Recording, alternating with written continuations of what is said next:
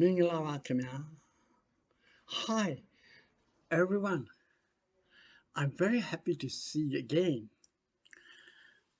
In the last video, I've said about U Thai Singh, how he created the People's Power and how he stopped the Misson Dam and tried for the unity government.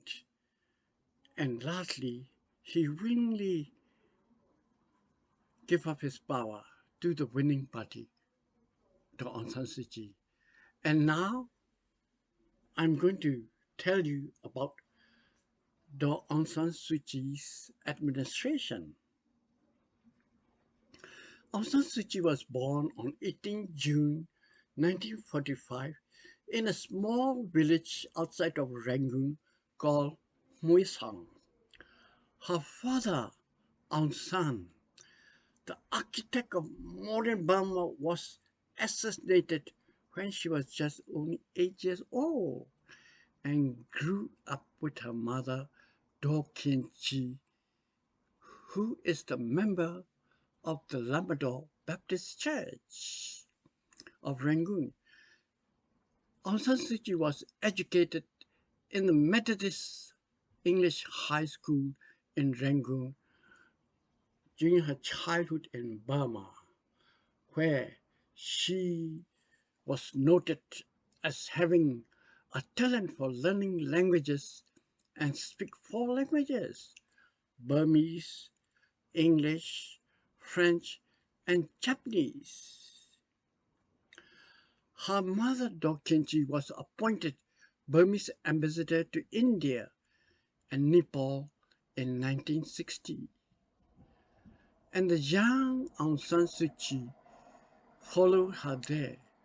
She graduated from the University of New Delhi with a degree in politics in 1964 and got her master's degree in 1968.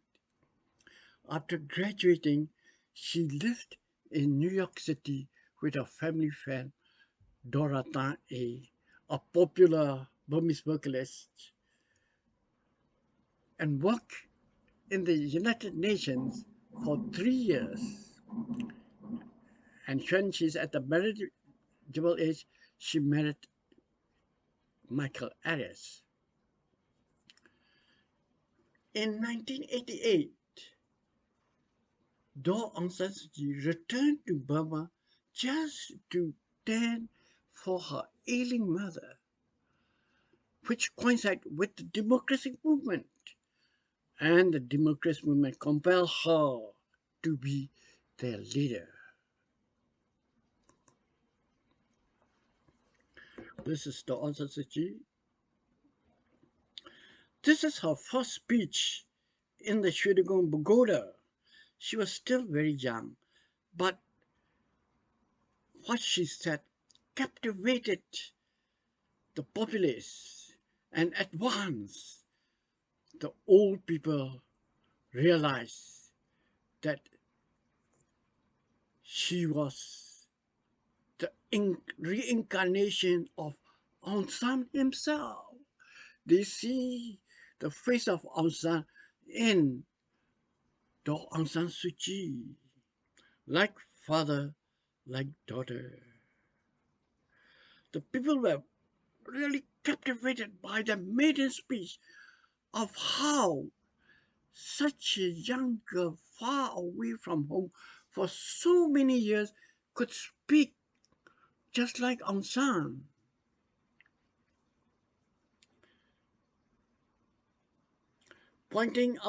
She simply pointed out the shortfalls of the military government and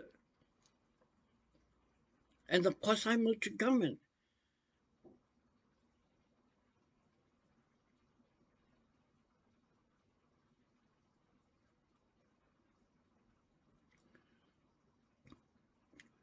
And the quasi-military. So,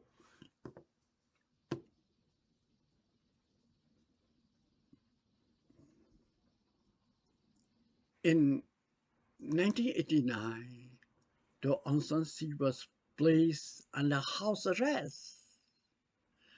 1 year later, after the NLD have won already 80% of the seats in the general election, trouncing the military puppet party, but the ironical military Burmese armies, the military refused to transfer to power. Since then, the international community can know that the Tamador, lying the very basic of truth, is the motto of the Myanmar Tamador. Anybody can argue that? The international community knows. But if you go and say this, then shoot, they will, then my head will be blown off.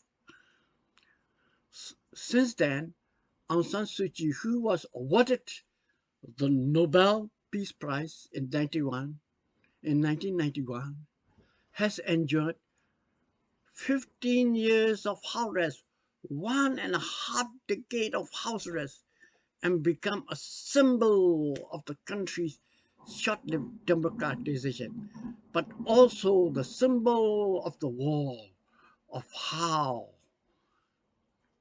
the country's short-lived democracy, of how to fight without a gun.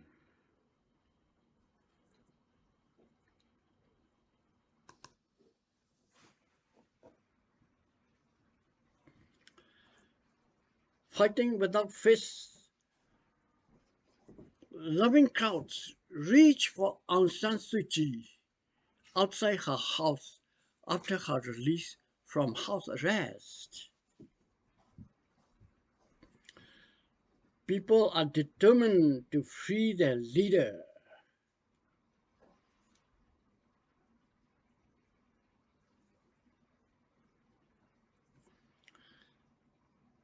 This is delivering her speech in the Nobel Peace ceremony, where one might at first know that when she got the Nobel Peace, she was still in jail and was not allowed to go and take the Nobel Peace. Any country would be proud to get to have a Nobel Peace Prize of one of their citizens. But the Myanmar generals are not like that. They are very jealous of her and hated her and afraid of her. So they will never let me go. Only after her release, she has to go to Norway and get the prize. And it was only years later that she went over to, well, only when she was free, she went to Oslo and delivered the speech at the Nobel Prize ceremony. With the Jackland, the Norwegian Nobel Committee. And there, she light the eternal flame of peace. She's working not only for peace in Burma, but also for the war. Giving a speech at Komu Township.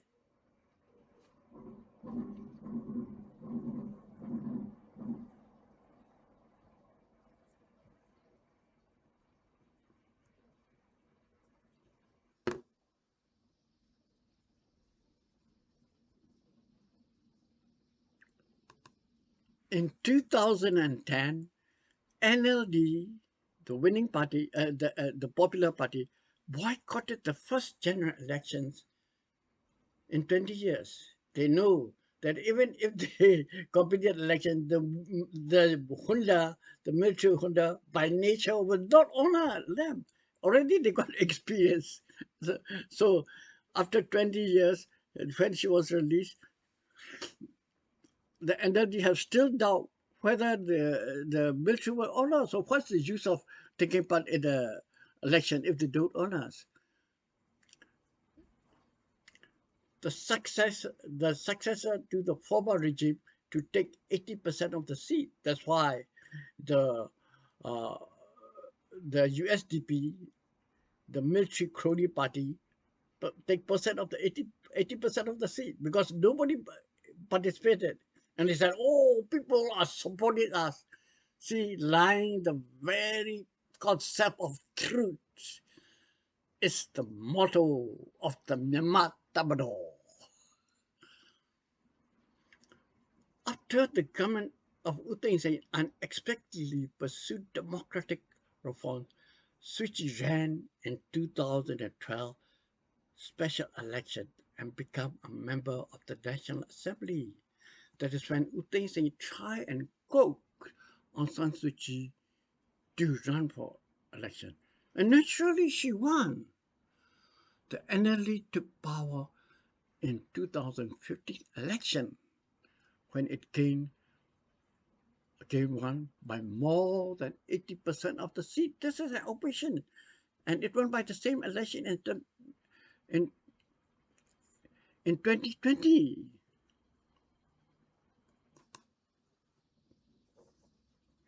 Giving speech in Kobu Township, organizing the entire people of Burma,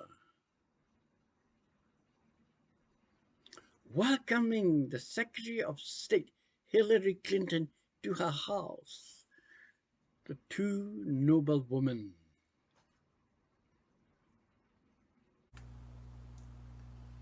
Aung San Suu Kyi welcoming President Obama at her residence.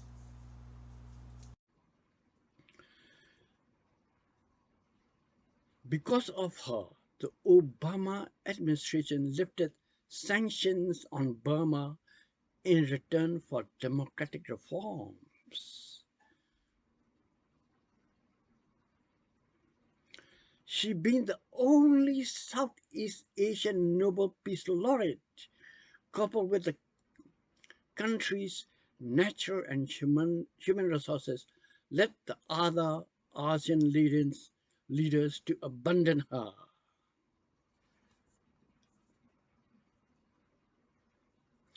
Huge crowds often follow her from a release of house arrest.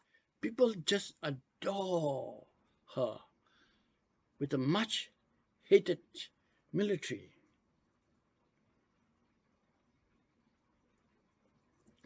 The much hated military.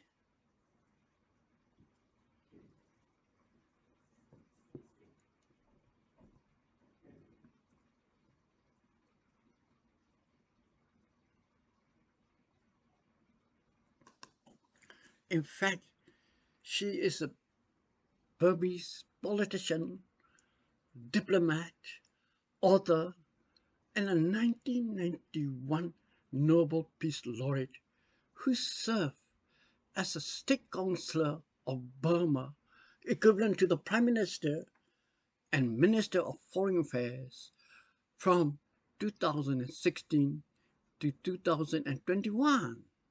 She has served as the chairperson of the National League for Democracy since 2011 and having been the General Secretary from 1988 to 2011. She played a vital role in Burma's transition from the military junta to partial democracy in 2010. But she was vehemently hated by the men in uniform. The men in uniform cannot see her side. They were allergic to Aung San Suu Kyi. See, they were very allergic to Aung San Suu Kyi and detained her for more than 16 years, far more double the years of the Burmese men in green uniform have tried and failed miserably to neutralize the threat posed by Aung San Suu Kyi, enduring popularity. She has won every election. She's been allowed to contact by a wide margin, reeling the generals. Oh, the generals were very bitter. They could not compete. They knew that they couldn't compete on San Suu Kyi in terms of that. That's why the current general, Min Aung Hlaing, He claimed massive electro and engineered the coup. There's no other choice. If they want to get power, then they must use the gun. Still, the dictum of Mao Zedong, power comes out of the barrel of the gun, is still practiced by the Burmese generals. That's why they adore the Chinese. And perhaps if the military continue to rule in Burmese, we wish each other in Mekong Badala. If the general continue to rule, we will say, oh, 你好吗啦，很好啦，我去了，请到了啊。We may be speaking like that. Who can say if the generals will continue to rule? The structural impediments of Burma's development is that the conservative segment of society, which is neither the military nor the advocates of democracy, but rather somewhere in between them, has not become a political force. That is the weak point. The National Democratic Force, which split from NLD in 2010 and participated in the election. The People's Party, supposing the People's Party, which was founded in 2018 by Kokoji, a leader of the 88 Generation Student Group, and the People's Pioneer Party, founded in 2019 by business owner Dortetta Kai after she left the NLD. They cannot combine, and this is the weak point of the Burmese politics. However, all the three parties failed to win a seat in the 2020 general election because the people know that if the vote was split between them, the USDP will win. Okay, then the question can be asked, why did Aung San Suu Kyi did not seek to avoid the coup? She certainly had known the danger of turning down the military's demand. The military action in overthrowing the civilian government and using force to suppress the protesters is unjustifiable. But though Aung San Suu Kyi may be somewhat responsible for the current circumstances, which include the deaths of thousands of people, the other possibility is that after winning the landslide victory again, in spite of all the nefarious attempts by the Tamador to tarnish the image of the NLD and Aung San Suu Kyi, in the previous 5 years in power, the NLD leadership unanimously decided to confront the recalcitrant military, which would never allow genuine democracy and federalism. In their heart of hearts, they know that they will never allow federalism and democracy. That's why we are appealing to the democratic countries to lend a helping hand to us. The appeasement policy of the NLD with the military had made no way to reform the feudal fascist Tamador. In its 5 years of term, the NLD-led government remained a little more than a lame duck. It's a lame duck administration. Like the people in the 18th century revolution of France, the people and NLD have been compelled to choose drastic means to get rid of the military totalitarianism for good. A few days after the coup, massive protests and demonstrations sprang up against the coup and spread the whole country. This everybody knows.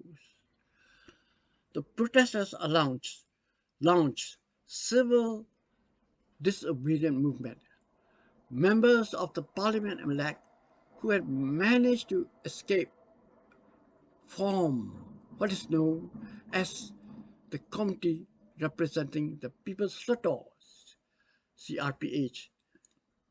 It in turn formed the NUG, the National Unity Government.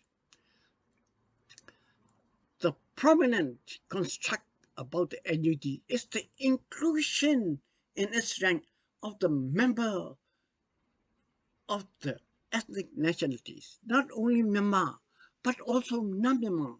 It has a wide appeal. The military form a junta known as the State Administration Council. Characters, character, characteristically, sorry, the military junta rejected the violence against the protesters and peaceful demonstrators. The troops and the police indiscriminately shoot at the civilians and arbitrarily arrest them with no just cause. The protesters were made up of only young people in their late teens or early 20s, while the demonstrators include all ages. The violent suppression made the protesters to arm themselves for resistance. The military junta's violent suppression drives a campaign of campaign of terror. Thousands of youth all over the country have formed the People's Defense Force to resist the military terror.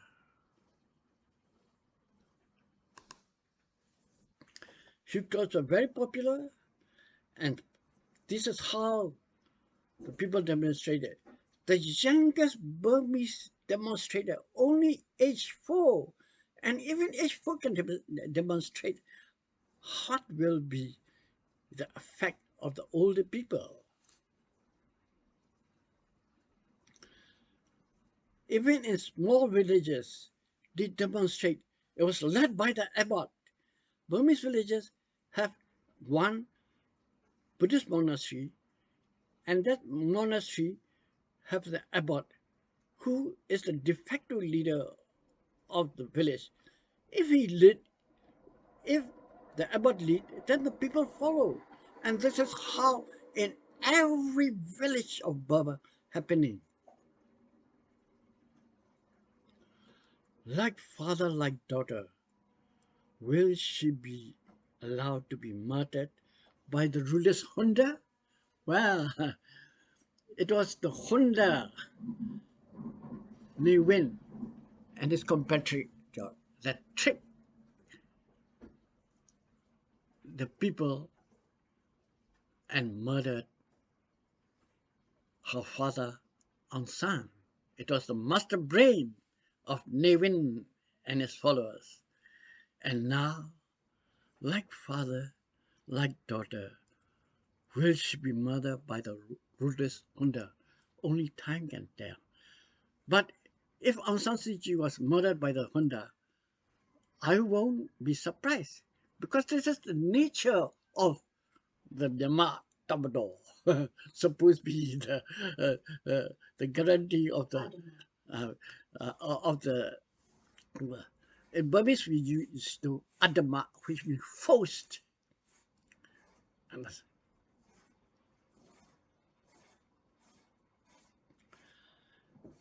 The NUG is overwhelmingly supported by the people.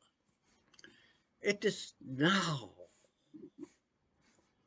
lobbying with the democratic countries for support. The countries who claim to be the arsenal of democracy, we are urging for support for the downtrodden people of Burma. As most of the activities of NUG cannot be revealed, there is little publicity about the progress it has made. A few days before the military coup, General Min Aung, head of the military, said, "There's nothing I do not dare to do. It is clear."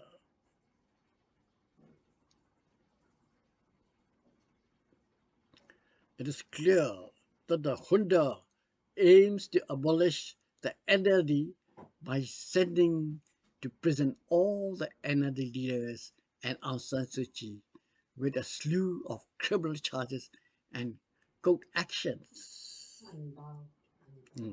That's why, according to the flag, even though my head is bloody, yet I am unbowed.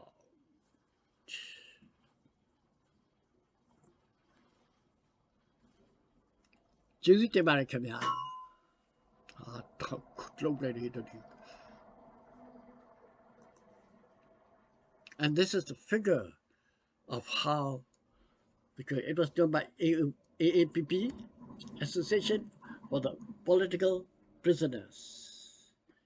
over 1,000 have been killed, over 7,000 have been arrested, over 5,000 is detained, and over the, so these are the situations.